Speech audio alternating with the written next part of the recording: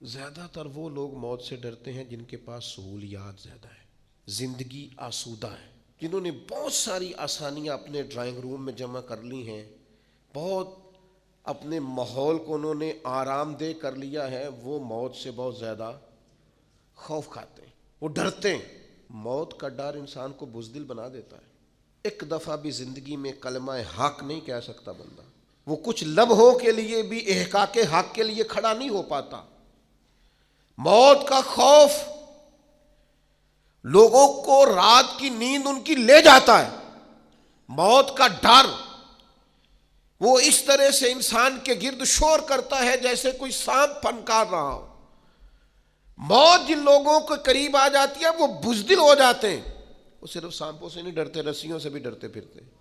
چھوٹی چھوٹی چیزوں کے معاملے میں خوف زدہ ہو جانا، زندگی اپنے لیے دشوار کر لینا، اور اس کی دلیل صحیح حدیث میں موجود ہے۔ نبی کریم صلی اللہ تعالی علیہ وسلم نے فرمایا صحابہ سے کہ قیامت کے قریب لوگ تم پر اس طرح ایک دوسرے کو بلائیں گے جیسے کھانے پہ بلایا جاتا ہے، آؤ مسلمانوں کو ماریں، آؤ مسلمانوں کو ماریں، آؤ۔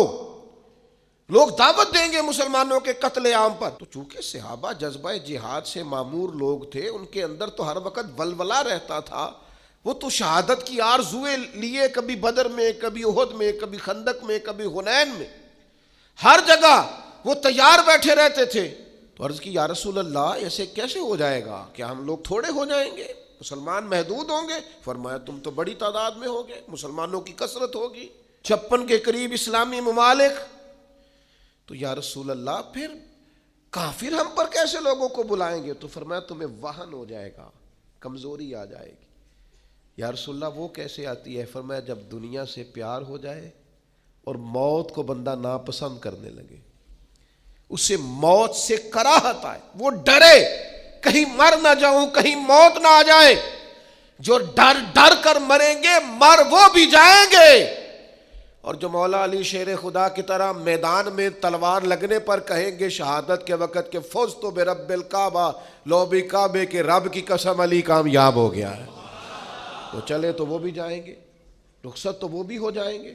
تو زندگی تو ان کی بھی بیت گئی، لیکن کچھ ایسے لوگ ہوتے ہیں، حضرت علی فرمایا کرتے تھے علی نہیں گھبراتا، علی موت پہ جا گرے یا موت علی پہ آ گرے، ہم نہیں گھبراتے۔